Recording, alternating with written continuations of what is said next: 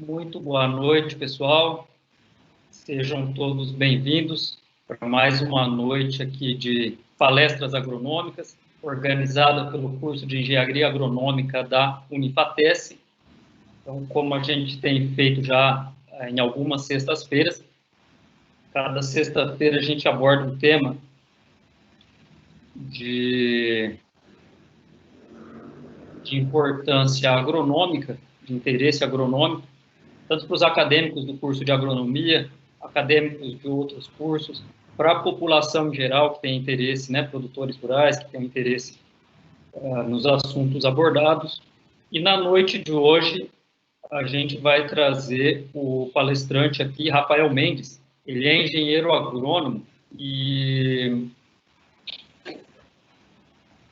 é mestre e doutorando no Núcleo de Estudos Avançados em Ciências de Plantas Daninhas da Universidade Estadual de Maringá, e ele vai falar um pouquinho para a gente sobre o levantamento de plantas daninhas, né, o correto posicionamento de herbicidas, algumas noções aqui, a influência do clima sobre as plantas daninhas, na dinâmica de herbicidas, então, né, metodologias de levantamento de plantas daninhas, as premissas na escolha de um herbicida, são alguns pontos aqui, a influência do clima, né, como eu havia citado, no desenvolvimento de plantas daninhas e também na dinâmica dos herbicidas. Então, vai ser uma noite aqui de palestra de muito proveito para a área da engenharia agronômica.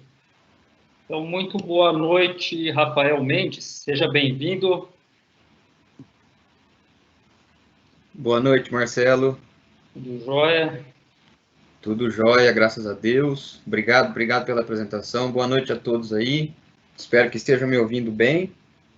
Sim, acho que estamos ouvindo bem. Então tá bom, tranquilo então. Bom, obrigado. Eu agradeço muito o convite, né, do curso de Engenharia Agronômica da FATES.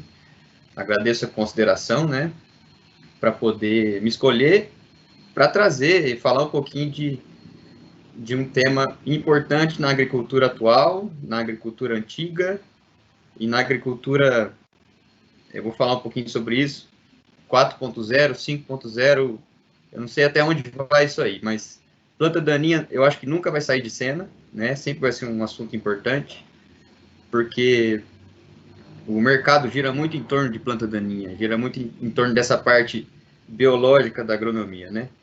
Então, obrigado por levantar essa discussão.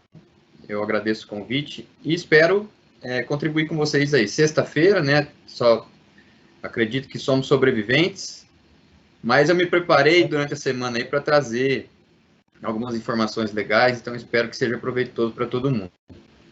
Bom, eu costumo deixar a capa para fazer por último, e o tempo ficou apertado, eu acabei roubando a arte aqui de vocês, tá? Espero que não tenha problema, não. Bom, Marcelo já me apresentou, eu sou agrônomo, tenho mestrado em proteção de plantas pela UEM, e atualmente estou terminando doutorado também na mesma linha de pesquisa na Universidade Estadual de Maringá. Bom, o que eu trouxe para conversar com vocês um pouquinho, eu dividi em 3 partes, né, que eu achei mais didático, e tentei trazer de uma forma, de uma abrangência bastante ilustrativa, com bastante exemplo prático, sem tentar aprofundar muito, senão a gente teria que levar aí um bom tempo para falar só de um desses tópicos aqui, né? A gente não tem muito tempo. Então, vou tentar trazer para vocês aí com bastante exemplos, bastante figuras, sobre esses 3 aspectos aqui que eu considero muito importante quando a gente fala de manejo de planta daninha. Então, o primeiro deles é identificação de plantas daninhas. O que a gente pode falar sobre isso? Para identificar uma planta daninha ou uma comunidade infestante, várias plantas daninhas, a gente precisa falar um pouquinho sobre classificação. E qual é a classificação mais antiga e a classificação que é mais usada hoje em dia para a gente identificar a planta daninha, para a gente separar espécies de planta daninha, né? Folha larga e folha estreita.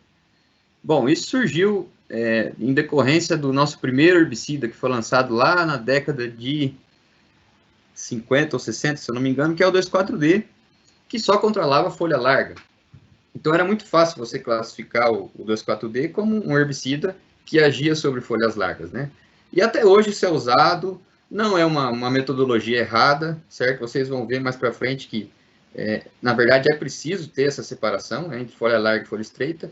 Só que o que eu queria trazer para vocês aqui é que a gente tem que ter um pouco de cuidado também nessa parte, né? Por exemplo, um exemplo clássico aqui é a nossa trapoeraba, que é tida como folha larga, mas ela não é uma dicotiledônea, ela é uma monocotiledônea, ela vem da mesma família lá das plantas daninhas aquáticas, né? Então, em função da anatomia foliar dela e da resposta que ela tem a herbicidas como o 2,4-D, que é um herbicida para controle de folha larga, a trapoeraba é sensível a ele, ela acaba entrando nesse grupo, mas sem ser realmente uma dicotiledônea, né? Então, são alguns aspectos, algumas particularidades que a gente tem que tomar um pouquinho de cuidado. Bom, aí, então, vamos ser um pouco mais específico. Aí a gente vai lá na parte da biologia um pouco mais básica, né? Para a gente classificar uma espécie, seja de planta ou seja de outro reino, a gente tem que seguir aquelas chaves botânicas, enfim, são aspectos um pouco mais lá da biologia que a gente tem que considerar também. Eu acredito que 99% das plantas daninhas estão dentro das angiospermas, tá? Que apresentam flores, então 99% vão estar aqui nessa classe. Aqui eu peguei o exemplo de caruru, amaranthus retroflexus, e a gente passa por classe, que aí entra a separação de folha larga e folha estreita, né? Monocotiledônea ou dicotiledônea, ordem, e até um tempo atrás existia um consenso que se a gente conseguisse identificar uma planta daninha até a família, já era suficiente, porque muitas vezes é a família que geralmente vai definir o ciclo dessa planta daninha, a forma de reprodução, ou alguma característica específica de todas aquelas plantas dentro daquela família, né? Só que o que eu quero mostrar para vocês, um outro aspecto, é que hoje em dia, se a gente chegar só na família, também não é suficiente, tá? Então, o rigor para a gente classificar e para a gente identificar a planta daninha já passou desse ponto de chegar só na família. A gente tem que identificar, na verdade, gênero e espécie, não só gênero, como muitas vezes também a espécie de plantas daninhas. Então, pode ser que eu esteja sendo um pouco chato, mas o negócio está ficando mais difícil. Então tá, 30 mil espécies de plantas daninhas. Mas calma lá, 1.800 espécies são aquelas que realmente causam dano para as nossas culturas agrícolas, né? Então, de 30 mil, vamos filtrar um pouco aí para 1.800. Como é que um agrônomo, como é que qualquer especialista de plantas daninhas vai saber identificar 1.800 espécies? Eu duvido, né? Vamos esperar aí a nossa agricultura 5, 6, 7.0 criar um aplicativo com esse banco de dados, mas eu acredito que vai ser muito difícil. Porque para criar o aplicativo precisa de alguém para falar qual espécie que é também. Bom, dessas 1.800, nós estamos no Brasil, o ambiente tropical e subtropical seleciona determinadas espécies, então vamos filtrar isso para 200. Aí sim, aí eu acredito que um bom especialista de plantas daninhas, aquele cara que já estudou muito, já foi muito para o campo, já observou muitas plantas daninhas, ele tem que carregar essa fama de saber identificar em torno de 200 espécies, ou pelo menos conhecê-las, né? Só que, obviamente, você agrônomo, você vai trabalhar com uma ou duas culturas, num sistema de sucessão, como soja e milho, por exemplo, ou você vai trabalhar com cana-de-açúcar, ou você vai trabalhar com olerícolas. Então, dessas 200, pessoal, eu acredito que no seu campo de trabalho, na sua cultura, no seu sistema de cultivo, você vai ter aí 50 espécies de plantas daninhas que serão as principais, né? Então, não precisa se assustar, não tem esse terrorismo todo, mas eu acredito que pelo menos 50 você tem que ser familiar, tem que saber identificar, tá? Mas uma notícia boa aqui, essa tabela que a minha colega Carol fez, 27% dessas, aqui se tratando de tudo que tem no Brasil, se eu não me engano, 27% são folhas estreitas. Aqui, 43% é tudo da família Asterácea, da mesma família. E o restante dessas 10 famílias aqui a gente tem aí no Brasil 3, 4, 7 representantes. Então, outra boa notícia é que dessas várias espécies, elas estão divididas em mais ou menos 12 famílias, certo? Bom, já vamos para um exemplo prático aí da importância que eu falei para vocês, que a gente chegar em gênero e espécie. Isso aqui é uma área aqui em Maringá, um agrônomo colega nosso da cooperativa foi conversar com a gente e falou assim, ó, tem um caso ali de buva resistente, porque o produtor fez a aplicação e não matou a buva, né? E quando a gente tem a resistência surgindo no campo, pessoal, é muito comum a gente ver plantas que sobreviveram, como essa aqui, e do lado, ou muito próximo, plantas que morreram, como essas aqui que estão secas, né? Isso é um bom indício de resistência surgindo no campo, porque ainda tem planta que é suscetível, tem planta que é resistente, então, geralmente, o pessoal fica bem alerta quanto a isso, né? Mas, na verdade, pessoal, quando a gente chegou lá, o que tem morto, o que tem seco aqui, que eu circulei em azul, não é buva. É a nossa amiga aqui, macela, né? Porque buva e macela, elas andam junto toda a vida.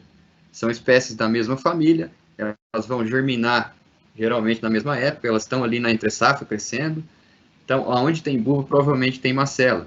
Então, o agrônomo se confundiu na identificação e acabou emitindo um alerta aí, até preocupante. Quando você fala de resistência, você está, enfim, levantando uma hipótese bem alarmante. E, na verdade, é uma aplicação que não foi boa para a buva e que controlou a macela, né? Não se tratava de um caso de resistência, erro simples de identificação de planta daninha, né? Então, o que eu queria trazer aqui? Buva e macela, mesma família, não é suficiente nessa situação. A gente tem que saber identificar. Tem algumas diferenças importantes na inflorescência. A macela, geralmente nessa época, ela já vai estar florescida, quase terminando o ciclo. A buva ainda não, ela vai estar crescendo, só vai emitir inflorescência depois. Tem alguns aspectos que a gente consegue separar essas duas espécies aí quando elas estão adultas. Bom, um outro exemplo aqui, isso aqui é uma história de um amigo, de um amigo, de um amigo. Aliás, uma história que me contaram, vocês vão ver que eu gosto de contar história, mas eu acredito que para uma sexta-feira tem que contar um pouco de história mesmo. Bom, o colega agrônomo, ele gostava de trabalhar com...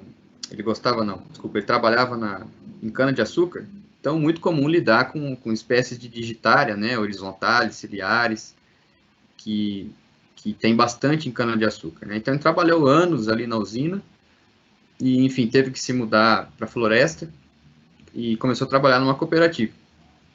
No primeiro ano dele, ele teve que ir numa área para recomendar herbicida na entre-safra, e ele identificou aquelas gramíneas ali que estavam crescendo como capim-colchão, que ele estava acostumado a ver na cana-de-açúcar, né? E recomendou o glifosato, ótimo herbicida para capim-colchão.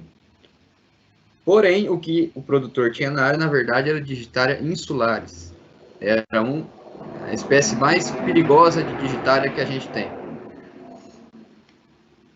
Ou seja, Digitária insulares resistente a glifosato. Ele perdeu uma aplicação, fez uma recomendação errada, porque não conseguiu identificar corretamente, não conseguiu separar a Digitária insulares, né, das demais que ele via no dia a dia de cana-de-açúcar, mas não tinha muito conhecimento sobre a outra espécie.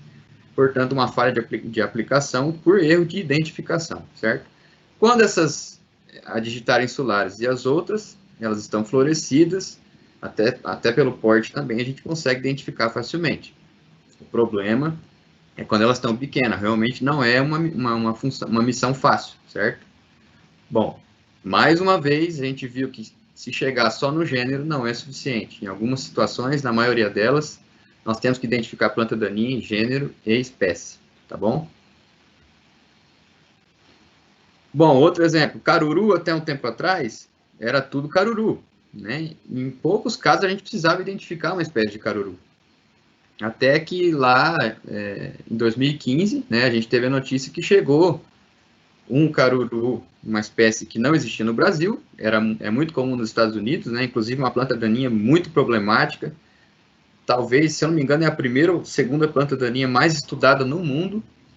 E ela chegou lá no Mato Grosso para nós. E a partir daí, passou-se a ter preocupação em se identificar diferentes espécies de amarantos, né, caruru. Então, hoje em dia aí já tem pesquisa sendo feita para tentar identificar por técnicas moleculares, né, separar espécies de caruru. Então, assim, o que era antes tudo caruru, hoje já é necessário a gente saber separar essas espécies, né? Muito facilmente a gente consegue separar pelas inflorescências, plantas adultas, existem algumas diferenças morfológicas, né, mas para a planta pequena já complica um pouco mais. Eu indico esse livrinho aqui para vocês, se um dia precisarem identificar caruru. Os 2 primeiros capítulos tratam bastante da biologia dessas espécies, mostram várias fotos, chave de identificação, enfim. É um livro muito bom que eu recomendo. Então, tá bom. Aí o nosso colega agrônomo chegou na área. Não, eu sei o que é isso aqui. Eu vi a inflorescência, não é capim-colchão, né? Aqui do lado direito. Isso aqui é capim amargoso. E nessa área aqui a gente tem uma espécie de caruru. Então, identificou lá Digitaria insulares e Amaranthus palmeri, né? Vamos dar um exemplo aqui. Tudo bem. O que ele vai fazer com isso? O que adianta o cidadão identificar uma planta daninha pela flor, né? Então, aqui eu trago o primeiro recado para vocês. Para vocês que vão sair no mercado de trabalho, né? Isso vai ser cobrado de vocês. Não esperem que não vai. O primeiro recado é esse aqui. A planta daninha tem que ser identificada quando ela cabe na sua mão, tá? Então, é mais uma notícia triste para a nossa sexta-feira.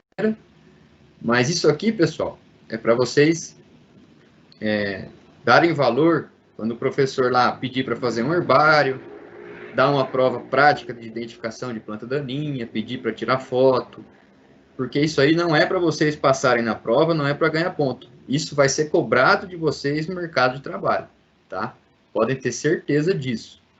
Então, um bom agrônomo, um bom especialista naquela cultura que ele trabalha é aquele que identifica planta daninha pequena, tá? Lógico, eu não consigo trazer para vocês, eu não consigo ensinar para vocês aqui como separar cada planta daninha, né? Isso aí a gente pega com o dia a dia, na prática, mas a ideia é que vocês tenham força de vontade para observar e para praticar. É só com prática que a gente vai memorizar, identificar as diferentes espécies, enfim. Para folha larga, planta pequena, é um pouco mais fácil, né? Geralmente a estrutura das folhas cotiledonares é diferente. Olha os exemplos das cordas de viola aqui. Só com a folha cotiledonar a gente já consegue separar algumas espécies, né? A Camoclite aqui, por exemplo, ela tem uma folha totalmente diferente, né? A Ederifolia aqui é um pouco mais aberta, a folha cotiledonar, assim como outras espécies também. A gente consegue separar quando elas estão pequenas, certo? E folhas largas, em geral, é mais tranquilo. Basta o quê? Basta praticar, treinar o olho, ir atrás, observar. Vamos esperar o cara entregar essa pizza aí. Aí, pronto, já passou. Bom, por exemplo, buva e macela, né? Vou só trazer alguns exemplos importantes para vocês aqui. A macela, geralmente, olha como elas são parecidas, né? A macela, geralmente, ela tem, aqui no meristema, é bem mais branquinha, ela tem um aspecto de algodão ali, e isso é bem diferente em buva, né? Buva, geralmente, vai ter a folha mais serrilhada, e a macela, a folha mais arredondada. Então, tem algumas coisas que a gente consegue observar sim, tá? Não é um bicho de 7 cabeças. É só praticar, é só treinar. Poaia branca e erva quente também, 2 espécies importantes no cerrado. Dá muita confusão, pessoal. Muita gente confunde quando elas estão ali nascendo, germinando, tá? Mas podem ver aqui como a estrutura das folhas são diferentes, né? Como elas emitem as folhas. Então, principalmente para folha larga, a gente tem meios aí de treinar o olho. Para folha estreita é um pouco mais complicado, tá? Aqui eu dou o exemplo. Essa figura A aqui, a primeira é o capim amargoso, tá? E aqui, por exemplo, a B é o capim colchão, daquele exemplo que eu citei para vocês, do amigo meu. O colchão, normalmente, ele vai ter a borda das folhas arroxeada, o caule, nem sempre, mas na maioria das vezes vai ser arroxeado também. Então, tem maneiras da gente identificar assim, né? E as outras gramíneas aqui, por exemplo, o capim-carrapicho é muito característico, esse caule avermelhado, cilíndrico. O capim-clores também é um pouco mais arroxeado. O capim-arroz já é diferente. O pé de galinha é muito, muito diferente das demais, né? Pode ver que é uma planta daninha bem achatada, enfim. Isso são macetes que a gente pega no dia a dia. Isso aqui é de um capítulo de um livro de capim amargoso que a gente está lançando. Agora, pausa para o merchan aqui, tá? Que eu vou falar para vocês. É um livro que o nosso grupo, o NAPD, está lançando agora, só sobre o capim amargoso, que é uma espécie de planta daninha. Nós acreditamos ser a mais importante do Brasil atualmente.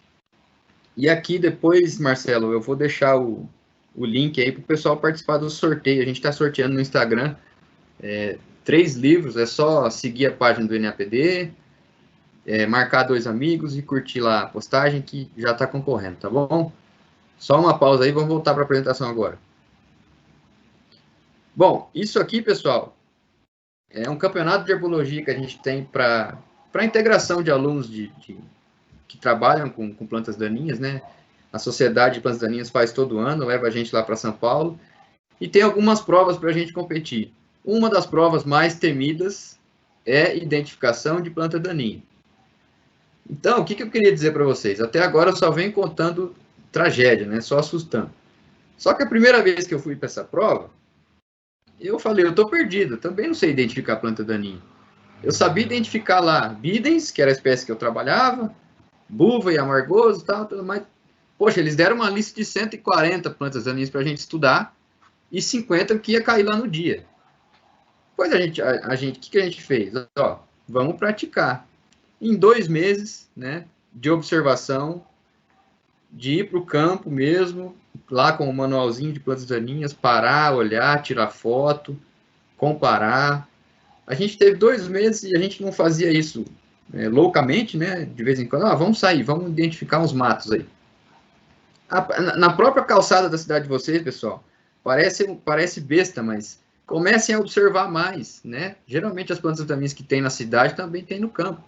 Então, conselho que eu dou para vocês, sejam observadores, certo?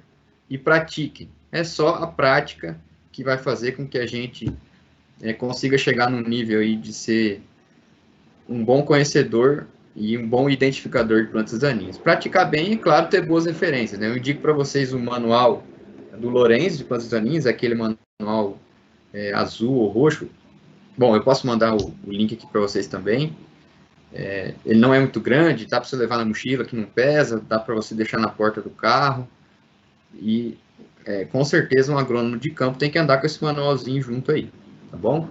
Então é isso, observar, praticar, ter boas referências, não ter preguiça de treinar o olho, que assim, com o tempo, a gente vai conseguir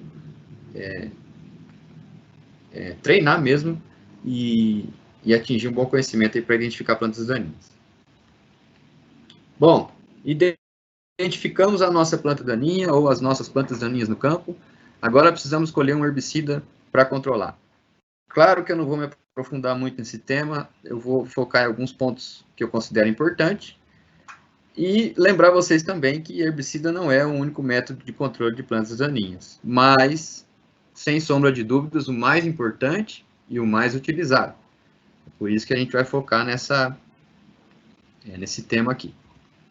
O que considerar para escolher um herbicida? Vou falar de cada um desses tópicos aqui separadamente, né? Modalidade de aplicação, espectro de controle, se ele é seletivo ou não para a cultura, e o que é isso, né? O que é ser seletivo ou não. Mecanismo de ação, a gente vai dar uma passada. Entender muito sobre a biologia daquelas plantas que a gente identificou, e outros pontos aí a serem considerados, certo? Então tá, modalidade de aplicação. O que é a modalidade de aplicação? Vocês já devem ter ouvido falar se esse herbicida vai ser aplicado em pré-emergência ou em pós-emergência da planta daninha. Aqui tem uma briga de conceito antiga, certo? Que a gente pode falar pré-emergência da planta daninha ou pré-emergência da cultura. Se eu aplicar esse herbicida antes da cultura, eu estou aplicando ele em pré-emergência da cultura.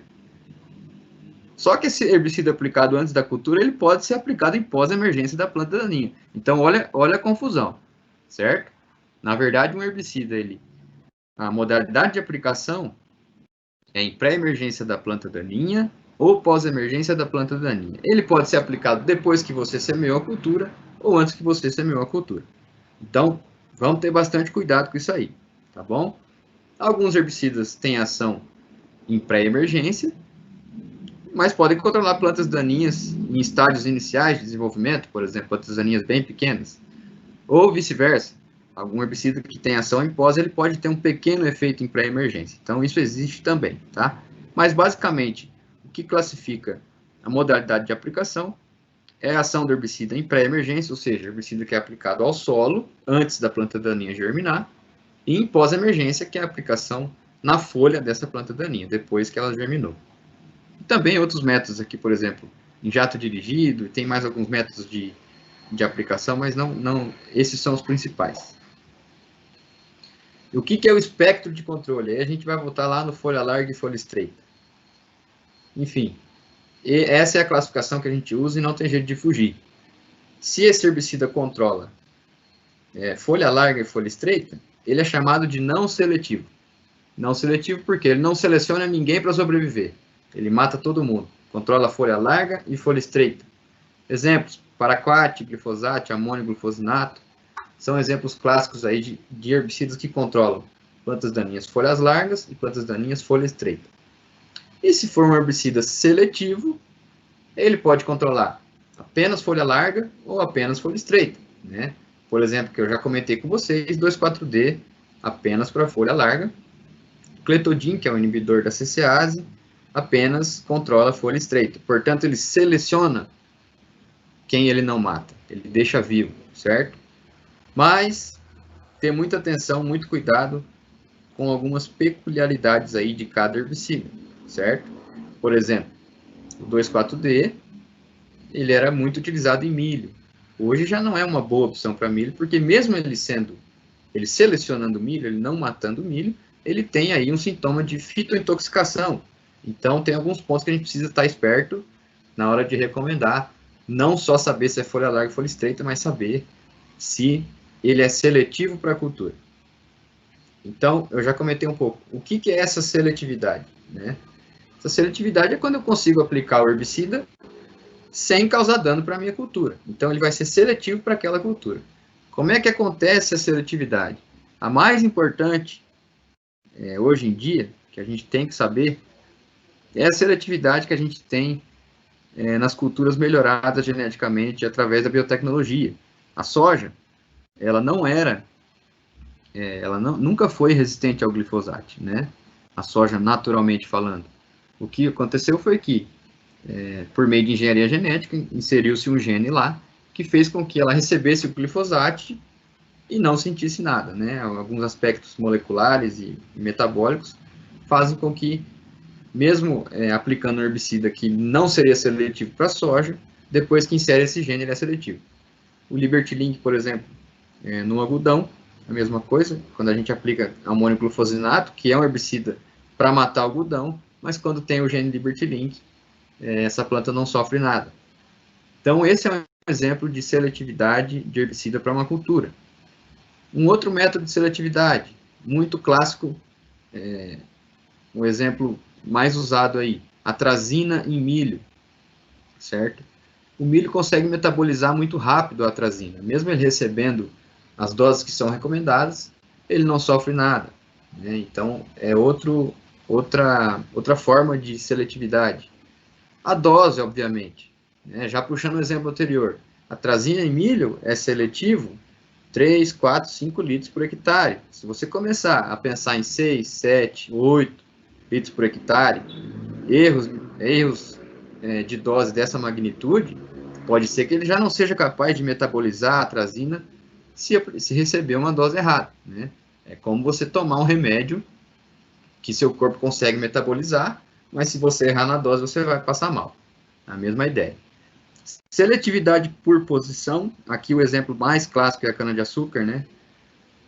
A cana-planta está ali a 10, 20 centímetros no suco de plantio, e o herbicida pré-emergente que a gente aplica, ele fica ali em 1, 2 centímetros da superfície do solo. Então, mesmo a gente aplicando um herbicida que teria ação na cana-de-açúcar, pelo tolete estar posicionado mais abaixo, a gente consegue seletividade nessa aplicação. E também, um método de aplicação, a gente pode deixar esse herbicida seletivo, né? Aqui um exemplo do algodão, que é a aplicação em jato dirigido, ou seja, eu simplesmente não atinjo as folhas do algodão com aquele herbicida. Se eu atingir, aí não seria seletivo. Mas como eu protejo aqui com essas estruturas, né, a gente chama de chapéu de Napoleão, como eu protejo as linhas de cultivo, eu consigo tornar essa aplicação seletiva. Então tá, falando sobre espectro de controle, modalidade de aplicação e seletividade. Qual o mecanismo de ação de herbicida que eu vou usar? Aqui teria que ter umas 2 semanas para conversar com vocês, mas só passando brevemente, certo? A gente tem mecanismos de ações que são herbicidas com ação em pós-emergência, alguns são de amplo espectro, ou seja, controlam folhas largas e folhas estreitas, alguns são seletivos, por exemplo, novamente o 2,4-D, do grupo de mimetizadores de auxina, só controlam folhas largas, alguns, dependendo do produto, tem ação em pré e em pós, outros têm ação só em pré.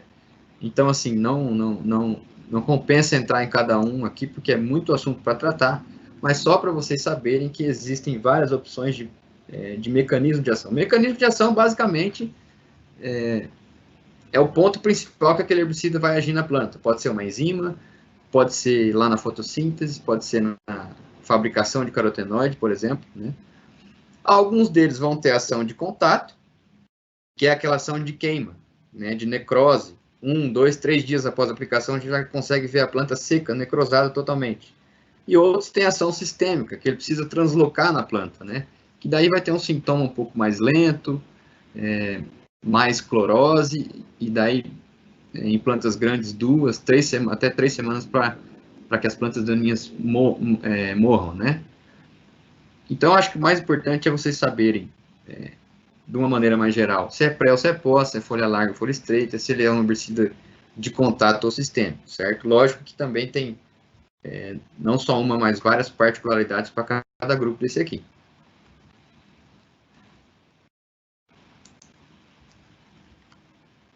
Bom, e lógico, conhecer essas plantas daninhas que a gente identificou. Aqui eu trago 2 exemplos para vocês.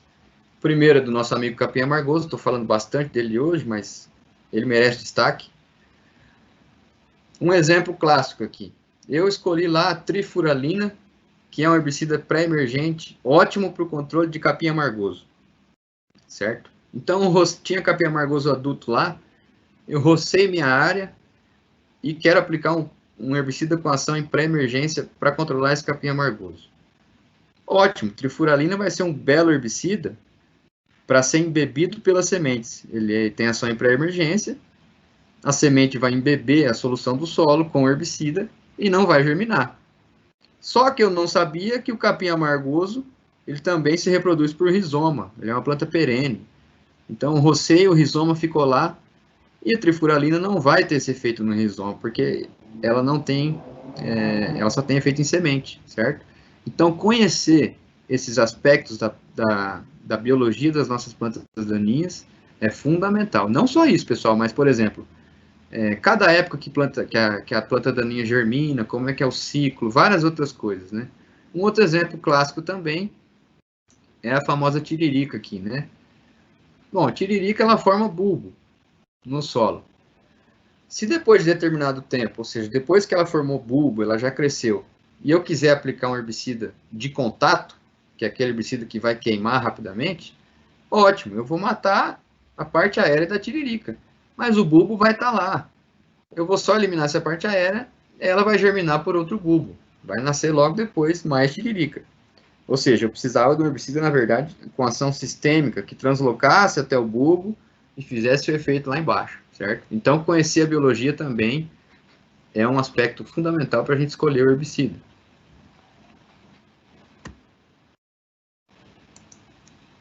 Passar aqui. Tá, vamos fazer um exercício então. Fui numa área, eu tinha lá picão preto, capim amargoso, nabiça, capim carrapicho. 2 folhas largas e 2 folhas estreitas, certo? Minha modalidade de aplicação é pós-emergência. Ou seja, eu tenho folha larga e folha estreita, então eu preciso de um herbicida não seletivo, de amplo espectro de controle. E a minha cultura é milho, o milho aqui da Brevante, PWU. Eu sei que ele é resistente a glifosato lá por biotecnologia. Ó, eu posso aplicar glifosato. Eu preciso de um espectro de controle amplo. O glifosato também serve, ele vai controlar folha larga e folha estreita. E, obviamente, plantas daninhas já emergidas, né, que a gente identificou. Eu vou precisar de um herbicida com efeito em pós-emergência também.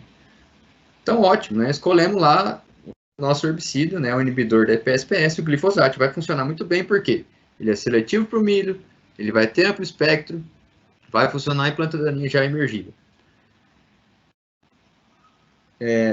Bom, se fosse assim, pessoal, era só, novamente, eu vou bater nessa tecla, era só os nossos amigos aí da tecnologia, do TI, criar um software lá em que eu jogo a minha cultura, jogo as plantas daninhas que eu tenho na área,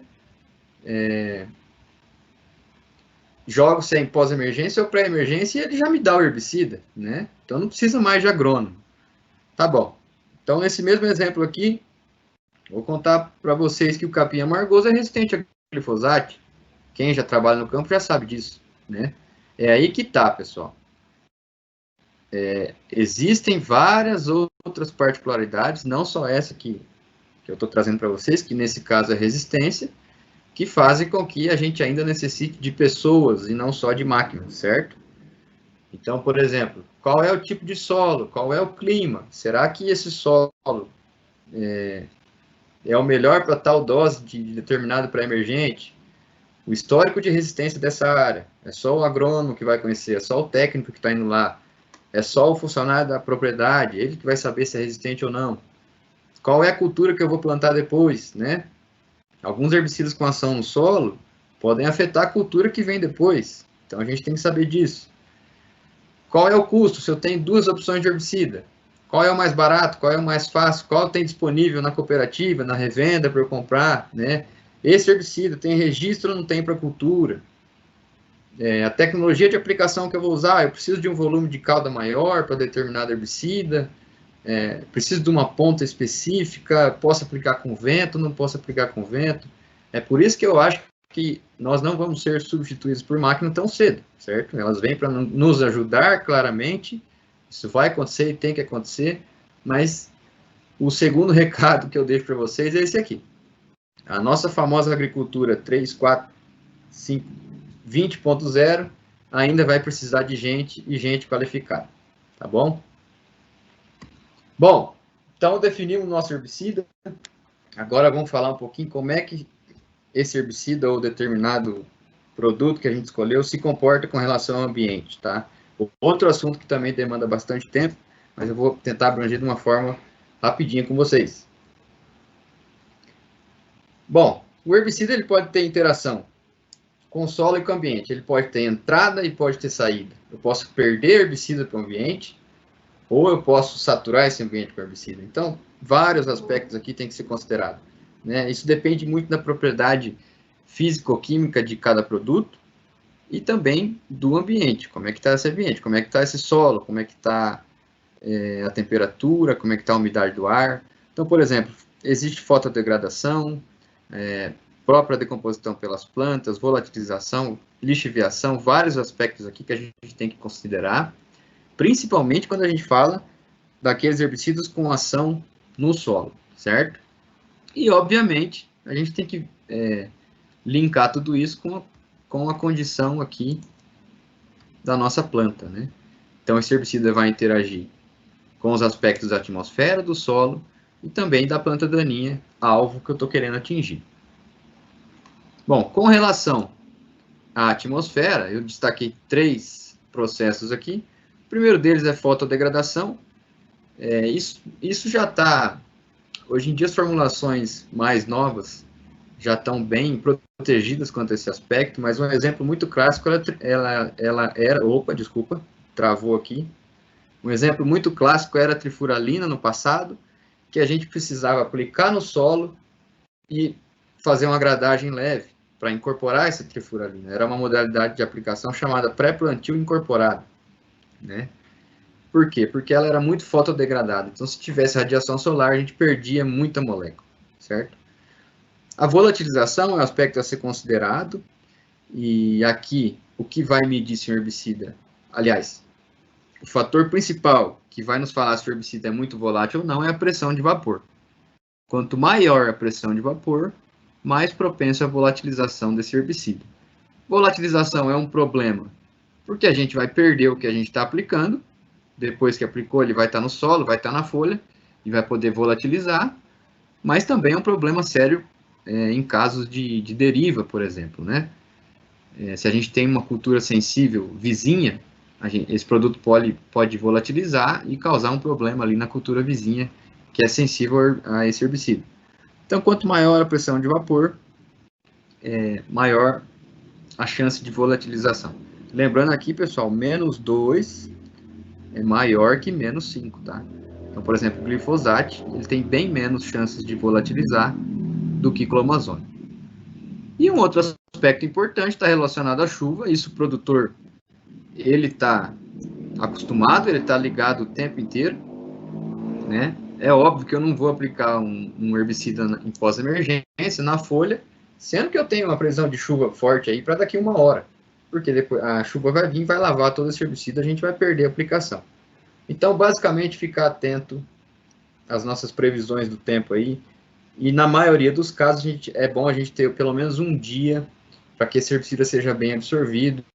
Algumas formulações necessitam um pouco menos, mas para bater no peito e sair jogando, para falar um dia mesmo, tá? Um dia pelo menos para esse herbicida ser bem absorvido, se tiver condições ideais, com certeza. Bom, e no solo? O que acontece com o herbicida no solo? Ele pode sofrer várias ações aqui, né? Lixiviação, pode ir para o lençol freático, né? Ele pode ficar adsorvido na matéria orgânica, pode formar complexos com os colóides do solo, pode vir uma chuva forte e causar escorrimento junto com a erosão, ele pode ser degradado pela matéria orgânica, pode sofrer decomposição, enfim. Várias coisas interagem no aspecto solo com as moléculas herbicidas. E as características físico-químicas mais importantes, que é o que vocês vão encontrar aí no guia de herbicidas, existem mais, tá? Mas os mais importantes são esses aqui. É isso aqui que vai regular a maioria dessas ações aqui. Solubilidade, o KW, pKa e tempo de meia-vida. Vamos passar rapidamente por eles aqui. Bom, solubilidade. Solubilidade é basicamente, quanto mais solúvel é uma molécula herbicida, menos retenção ele vai ter nos colóides do solo, porque ele vai estar em solução, ele não vai estar complexado, ele vai estar ali na água, na solução do solo, né? Portanto, também mais móvel ele vai estar no solo, mais suscetível à lixiviação. Se ele está diluído na solução do solo, ele pode também lixiviar facilmente. Também um herbicida em solução ele é mais facilmente degradado, portanto, quanto maior a solubilidade, menor a persistência desse produto no solo. Ou seja, ele pode ser perdido mais facilmente. Lógico que a solubilidade não anda junto, não é só isso que define o tempo que esse herbicida vai ficar no solo ou não. Mas, se a gente focar só nesse parâmetro, menor a persistência, quanto maior a solubilidade. O KW é uma constante, não vou entrar em detalhes, fórmulas e afins, que mede a lipofilicidade do herbicida. Quanto mais lipofílico, mais afinidade ele tem com lipídios, certo? Então, se o herbicida é mais lipofílico, ele vai ficar mais facilmente retido em matéria orgânica, por exemplo, né? Em compostos que têm lipídio. Na palha, por exemplo, um herbicida muito lipofílico fica mais retido na palha do que um herbicida pouco lipofílico. Portanto, menor a sua mobilidade, menor a chance de lixiviação, menor degradação. Se eu tenho mais lipofilicidade, então eu tenho mais persistência desse herbicida no solo. Eu estou aumentando as chances de ter período residual maior. Aí vocês vão linkando. Qual é a solubilidade? Qual é a lipofilicidade? Então essas coisas têm que andar junto, tá, pessoal? Só não quero aprofundar muito. O pKa, que já envolve aí, que tem mais a ver com o pH do solo, portanto, fundamental a gente conhecer, ter análise de solo sempre, né? Vou tentar passar com um exemplo aqui, basicamente. Existem herbicidas ácidos, vamos lá, acompanha aqui comigo, para a gente não se perder, hein? Herbicidas ácidos, que são aqueles que o ponto de carga zero, que é o pKa, ele é igual, que o ponto de carga zero é quando ele fica 50% na forma molecular e 50% na forma aniônica, ou seja, ele forma íons. Esse é o número de pKa. Quando esse herbicida aqui é ácido, ele está 50% molecular, 50% íon, certo? Se o pH do meu solo é igual ao valor do pKa do meu herbicida, é o que eu falei aqui. Ele vai estar meio a meio, certo? Mas se o pH do solo for maior que o pKa do herbicida, isso aqui vocês não precisam gravar, tá? Só vamos focar no exemplo aqui para a gente tentar entender. Se o pH do solo é maior que o pKa, ele tende a ir para a forma iônica. E o contrário, se o pH do solo for menor que o pKa, ele tende a ficar na forma molecular, certo? Então, por exemplo, Mazitapir tem pKa entre 2 e 4 aqui. Se o pH do solo é maior, a gente cai nessa situação do meio aqui. Então, ele vai tender a ficar, ele vai ter mais quantidade na forma iônica, certo? Um herbicida na forma iônica, ele é muito mais móvel no solo, ele é muito mais sensível a perdas, a lixiviação, portanto, ele vai ficar menos retido. Isso para herbicidas ácidos. Para herbicidas básicos, a ideia é a mesma, só que é o contrário.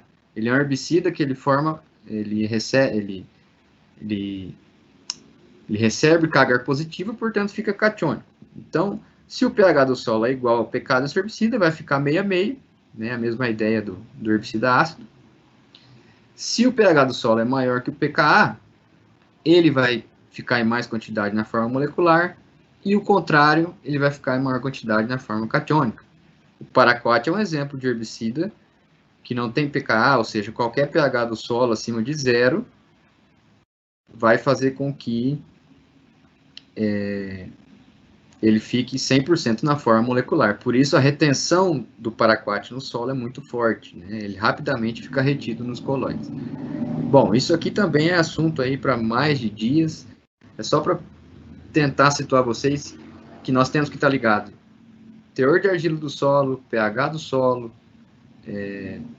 se tem chuvas muito intensas na região que eu estou aplicando, tudo isso vai envolver uma série de fatores aí, a dinâmica de herbicida no solo. E na planta a gente pode falar aí vários aspectos também que vão influenciar na funcionalidade do herbicida que eu escolher. Obviamente, se tem umidade no solo, essa planta está transpirando, está com o metabolismo funcionando normalmente, ela vai absorver melhor herbicida, ela vai translocar melhor herbicida. Se está em seca, a situação já complica um pouco mais, né? Ela vai ter estômago fechado, cutícula mais espessa, isso atrapalha a absorção, atrapalha a translocação de herbicida. Luminosidade, um exemplo muito clássico. Alguns mecanismos de ação precisam de luz para que esse herbicida funcione na planta, né? Então, aplicar e ter dia nublado não é uma situação ideal para, por exemplo, para paraquat, para glufosinato. Estágio de aplicação. É muito mais fácil eu ter translocação de herbicida em planta que está crescendo, que está com metabolismo acelerado, do que em planta que já está florescendo, né, jogando fotossimilado só para semente, por exemplo. Então, tudo isso na planta são situações que a gente tem que ficar atento na escolha e na aplicação do herbicida. E também alguns aspectos aqui, isso está mais voltado para a tecnologia de aplicação, mas também é importante falar, desculpa o gráfico que eu peguei da internet, tá? É que eu vi isso aqui no livro, eu queria trazer. É uma coisa que muita gente não se atenta. Aproximadamente 9, 10 horas da manhã aqui, é o pico de abertura estomática da planta. E estômago é a maior porta de entrada de produto fitossanitário da planta, né? Então, muitas vezes a gente não se atenta, mas se for falar em abertura estomática, o melhor momento para aplicação de herbicida na folha é aqui entre 9 e 10 horas da manhã. Orvalho, cedinho, né? Lógico, se eu aplicar um herbicida numa situação aqui, pode ter escorrimento, posso perder parte do produto. Então, isso é coisa básica que tem que ficar atento. Efeito guarda-chuva também. Posso ter planta daninha ali embaixo da cultura ou embaixo de outras plantas daninhas. Um herbicida que precisa do mínimo contato, né? E não vai chegar na folha dessa planta daninha, ela vai acabar sobrevivendo. Vários aspectos aí que a gente tem que considerar. Bom, e obviamente, né, a gente tem que, como eu falei no começo, não só controle químico, mas tentar integrar aí tudo, né? Controle mecânico, controle cultural, tudo é isso muito importante. É que hoje a gente focou mais no controle químico, que é o mais utilizado. Mas nunca esquecer, né? Isso é premissa básica em manejo integrado, em manejo de resistência. Lembrar sempre que a gente tem outras opções de controle de planta daninha. Bom, e o terceiro recado, né? Qual que é o melhor herbicida, então?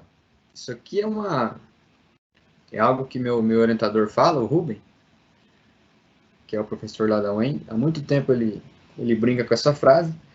Bom, para mim o melhor herbicida é aquele que é seletivo. Para pelo menos aí 10 culturas, é aquele que tem ação em pré-emergência e em pós-emergência, controla todas as plantas daninhas e mais, é pouco suscetível às ações do ambiente ou às situações de solo, não vai dar problema na minha cultura sucessora. Esse herbicida, infelizmente, não existe nem vai existir, né? Então, um recado que eu queria deixar para vocês aqui planta daninha, pessoal, nos anos 2000, ficou um pouquinho para trás, certo? Por causa do glifosato, que era um ótimo produto. Então, o pessoal que trabalhava com planta daninha ficou apelidado aí de geração RR, porque não sabia mais recomendar um herbicida em pré-emergência, não sabia mais como é que esse produto age no solo, como é que age no ambiente, porque só recomendava glifosato, que foi um ótimo produto, né? Funcionou muito bem até tempo atrás, e a gente ficou um pouco com essa fama, né? Então, o terceiro recado que eu deixo para vocês é que, por causa de resistência, isso mudou. A gente precisa de profissional no mercado cada vez que conheça mais os mecanismos de ação, que conheça mais, saiba identificar a planta daninha corretamente, né? E a demanda está grande, porque a pessoa hoje que entende dessa parte de herbicida, de planta daninha, realmente ela se destaca, porque esse mercado está muito pulsante, certo?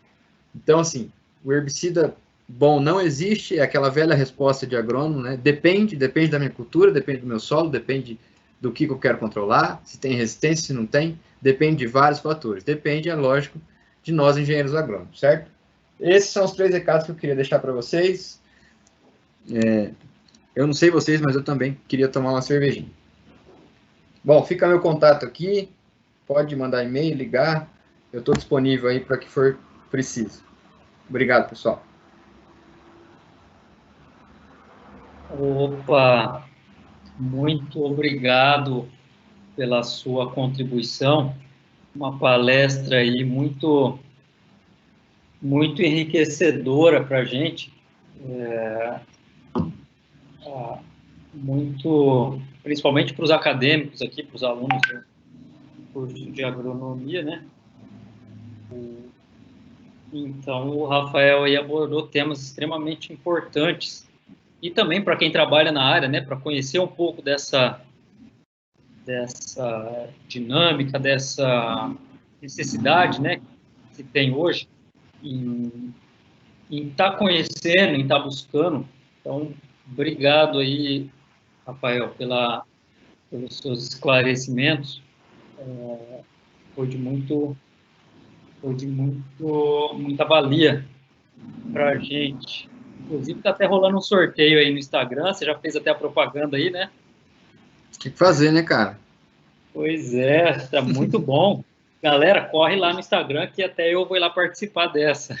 É arroba NAPD, tá?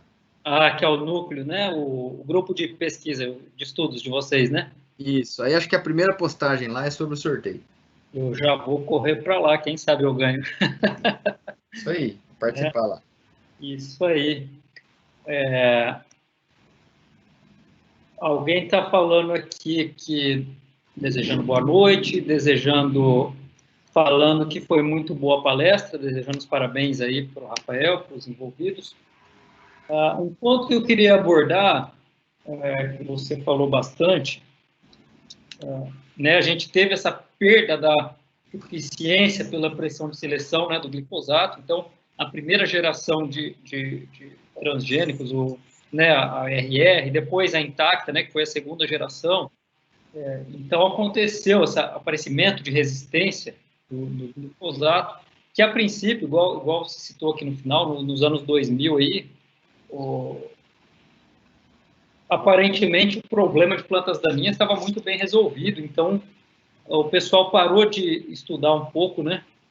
Parou de dar muita importância. Parou de estudar não, né? Mas parou de dar um pouco de importância.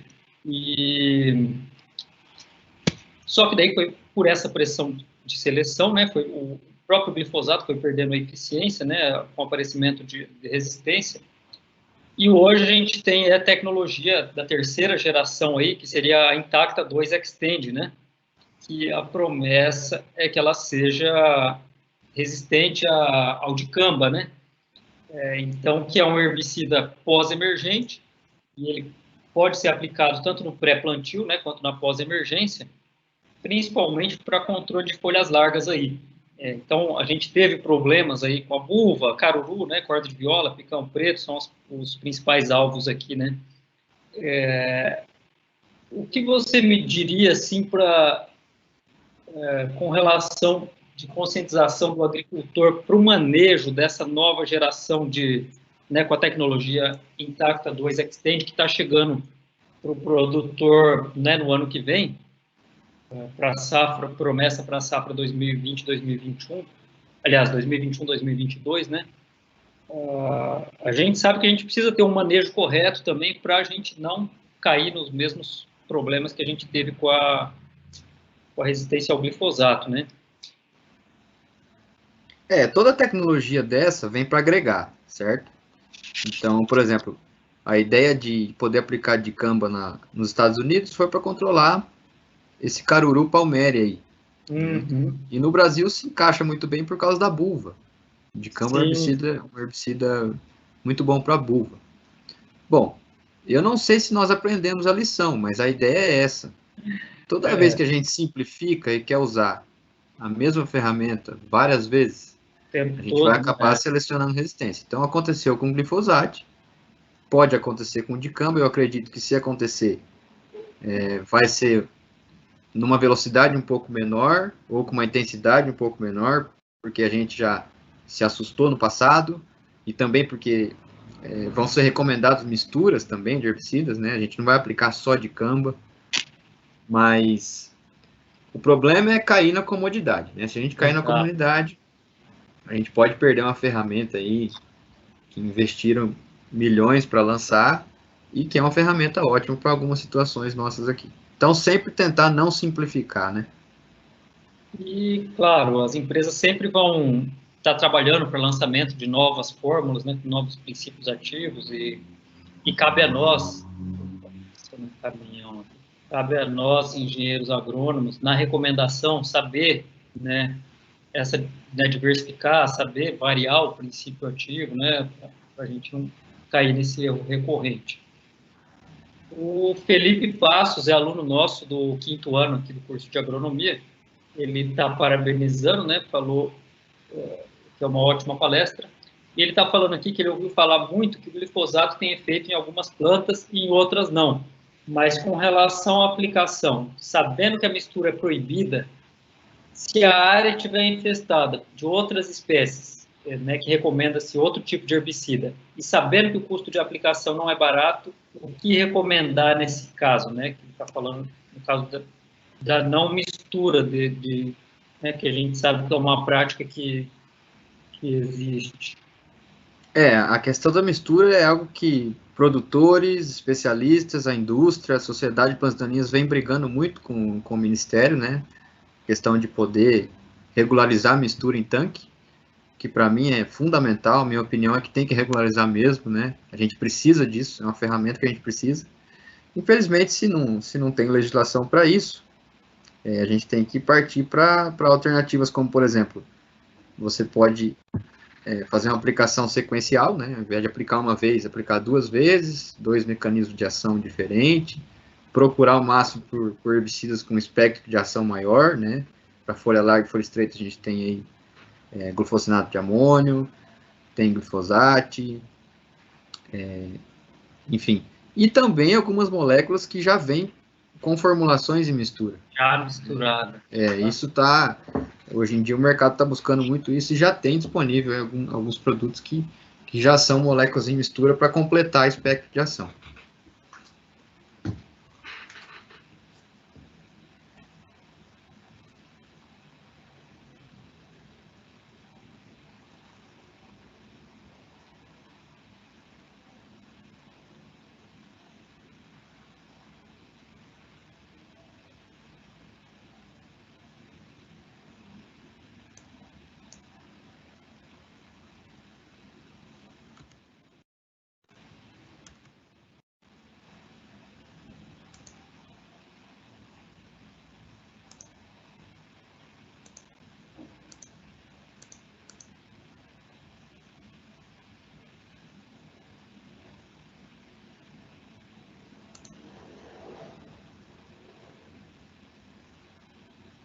Marcelo, eu acho que travou aí.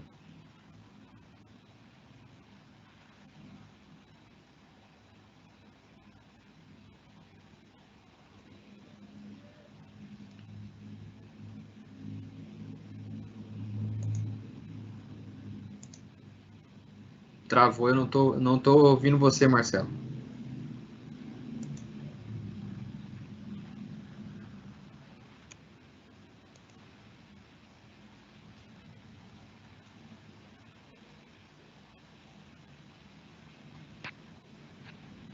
Aí, voltou.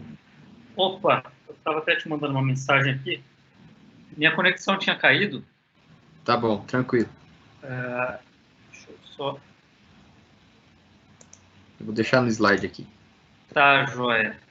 Isso. Vou colocar aqui. Eu acho que você estava falando alguma coisa, não sei se caiu antes de... Acho que você já tinha terminado de falar. Já. Um outro ponto aqui, deixa eu ver o que o pessoal está falando também. Aí o Felipe falou, no caso, ele perdeu o time de aplicação, conforme disse, né? Que você falou que a erva daninha tem que caber na palma da mão, né? E sendo que ele não pode perder a lavoura, né? Claro, o que você recomendaria, se você, no caso, perdeu o time de aplicação? Isso aí é uma generalidade, tá? Nós temos produtos, sim, que funcionam em plantas daninhas já adultas, né, já florescidas. Só que, assim, quando a gente identifica a planta daninha pequena, as nossas chances de sucesso são bem maiores. Se a gente deixar passar do ponto, a gente tem muita chance de dar errado. Porque a maioria dos produtos funciona melhor com folha larga até 6 folhas e gramíneas até 3 perfis, por exemplo, né? Isso é uma ideia geral, mas a gente tem sim herbicida que tem um poder de translocação bom, né, que funciona em plantas daninhas adultas. O glifosato é um deles, tá? Glifosato, o próprio 2,4-D para folha larga.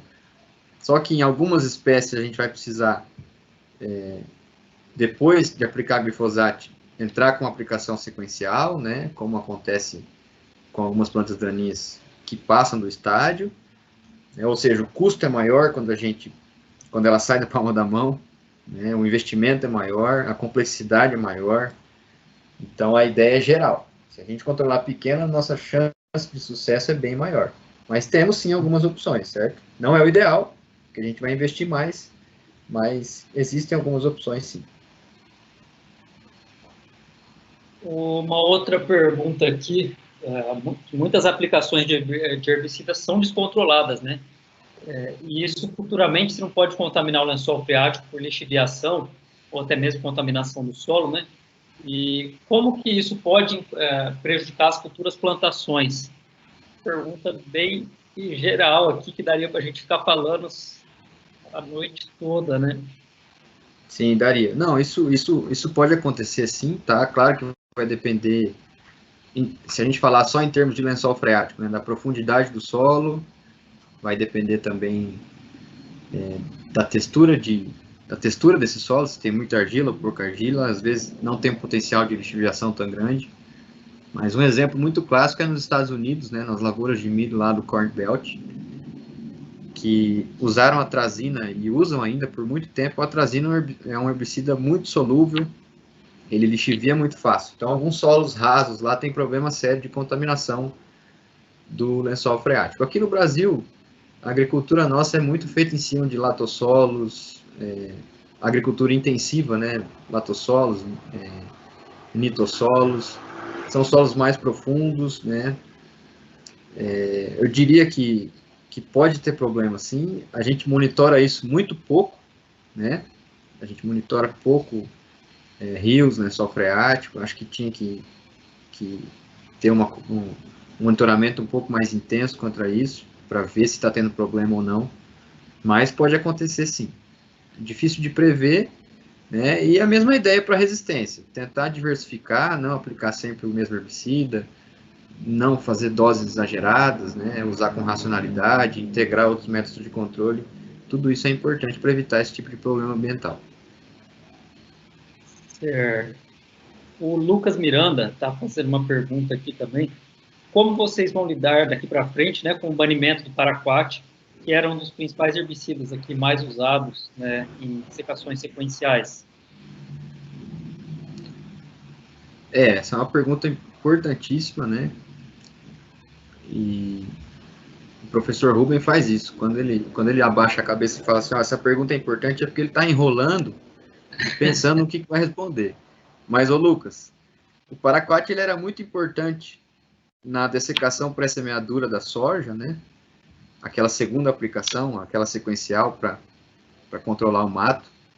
A gente tem aí amônio glufosinato, que tem uma ação semelhante, né? Tem o próprio diquat, que é bem parecido com o paraquat, ou seja, dessa ação de contato, né, a gente tem esses dois herbicidas, tem alguns inibidores da Protox que podem entrar nesse sistema de manejo também, certo? Ou seja, tem algumas opções, né, para substituir, porém é uma perda, é um baque forte perder o paraquat, porque era uma baita de uma ferramenta. Então a gente tem menos uma, né? Vamos tentar lidar com isso, substituir.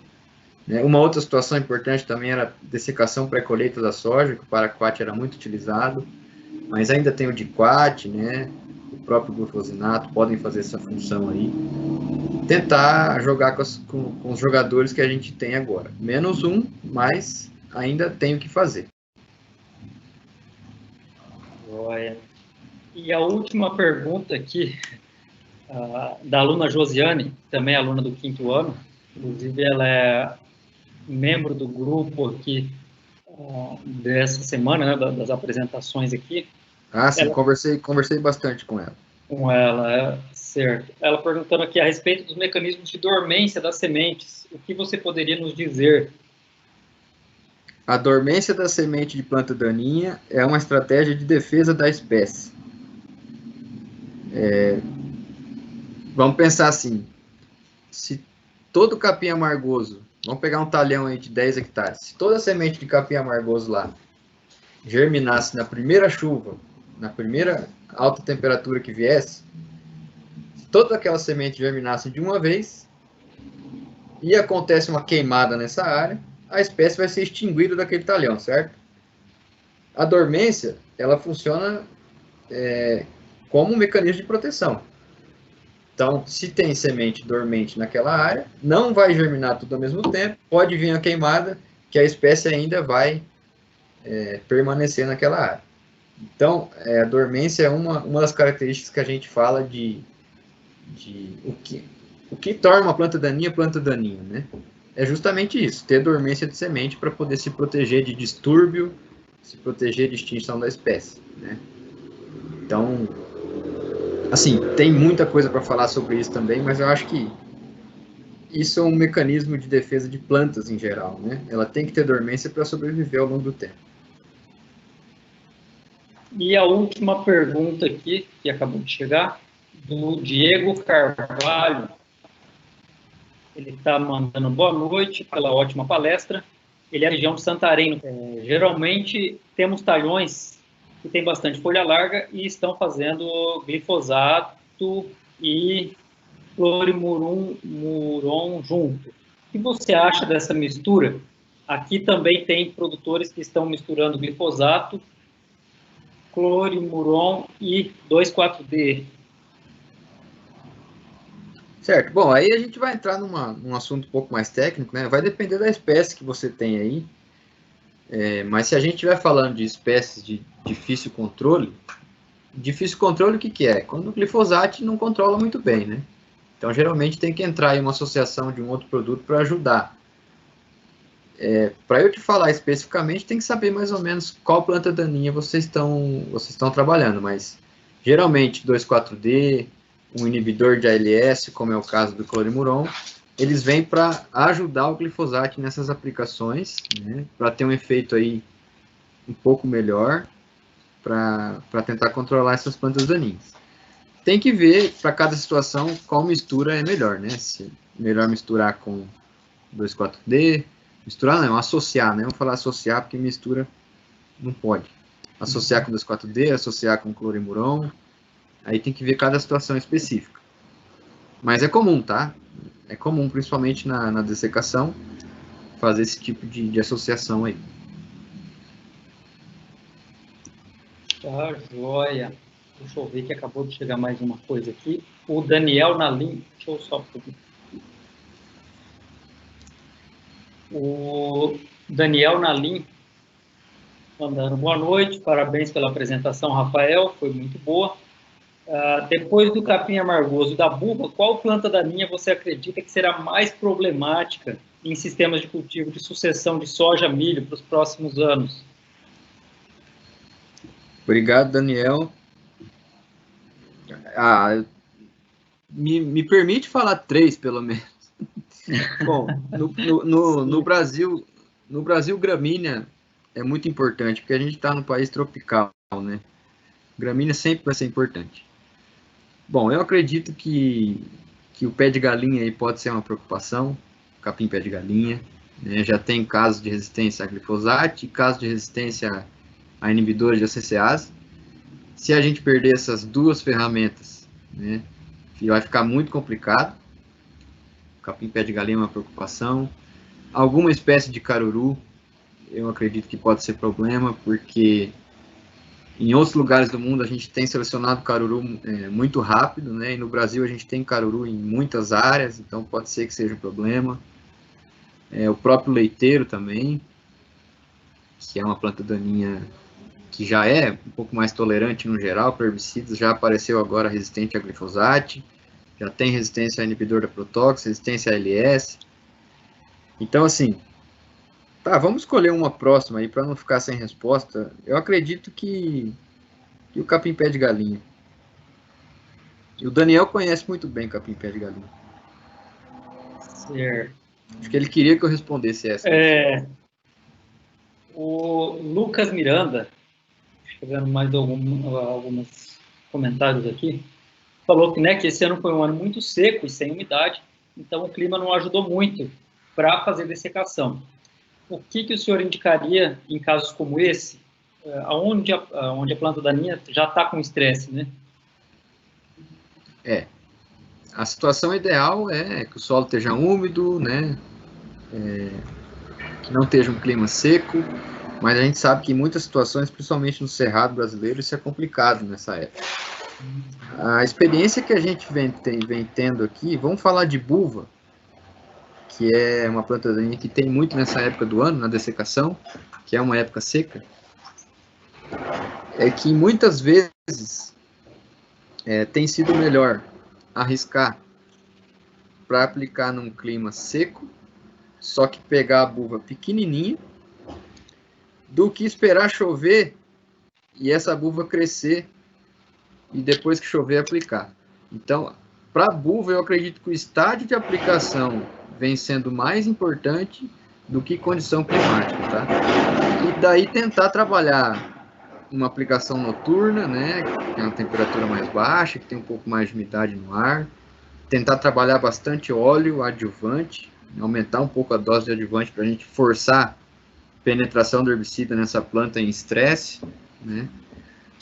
E é claro, isso para a buva, né? Mas se a gente pegar outros exemplos, às vezes a situação se inverte. O estágio de aplicação não é tão importante como condição ambiental. Mas também é um desafio muito grande para o nosso cerrado e tentar aí controlar bem planta daninha no sistema, né? Não deixar que a gente tenha muita semente, muita planta daninha lá naquela época. Vamos controlar bem durante o ciclo da soja, durante o milho, para a gente ter a área mais limpa possível nesse momento de dessecação. Daí a gente esbarra muito menos nesse tipo de problema aí. Tá, joia.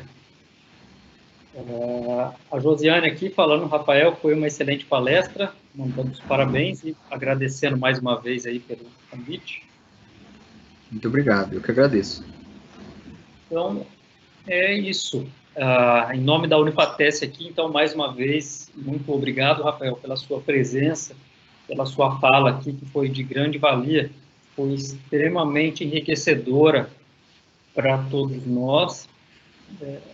Obrigado aí pelo seu tempo, pela sua disposição, por compartilhar Obrigado, esse conhecimento tão rico com a gente aí. Muito obrigado. Eu que agradeço a oportunidade. Estou disponível aí para que precisar, tá bom? E, bom final de semana para todo mundo aí, pessoal. Espero que eu tenha contribuído um pouquinho. Espero que vocês não tenham saído da mesma forma que chegaram, tá bom? Eu que agradeço. Muito obrigado, Marcelo. Obrigado, Josiane. E precisando, estamos à ordem. Com certeza. Foi muito... contribuiu muito e a gente saiu muito mais conhecimento com cabeça um pouco mais ampla, né? Uma visão um pouco mais ampla aí a respeito do controle, do manejo de plantas daninhas. Quem sabe Legal. numa próxima, numa semana acadêmica, num evento presencial, quando a gente puder, né, voltar à realidade presencial, quem sabe aí para uma próxima palestra, numa semana acadêmica, em alguma situação. Ótimo. Futuro. Bacana. Tá ok? Então, mais uma vez, muito obrigado. Eu que agradeço. Um abraço. Um abraço. Tchau, tchau. Gostaria de agradecer também a todos os alunos, os espectadores aqui que acompanharam mais uma noite aqui de palestras agronômicas. Então, muito obrigado a todos, obrigado pela companhia aqui, pela participação na nossa noite de palestras agronômicas. Talvez a gente tenha ainda mais uma palestra na semana que vem ou na próxima, ainda até o final do ano. Então, fiquem ligados aí nas redes sociais que a gente vai estar informando. Então, um grande abraço a todos, boa noite, obrigado pela companhia, um bom final de semana. O Lucas ainda está perguntando aqui, já não estamos mais, já não consigo mais. Fica para próxima, Lucas. Então, boa noite a todos aí, bom final de semana, um abraço, tchau, tchau.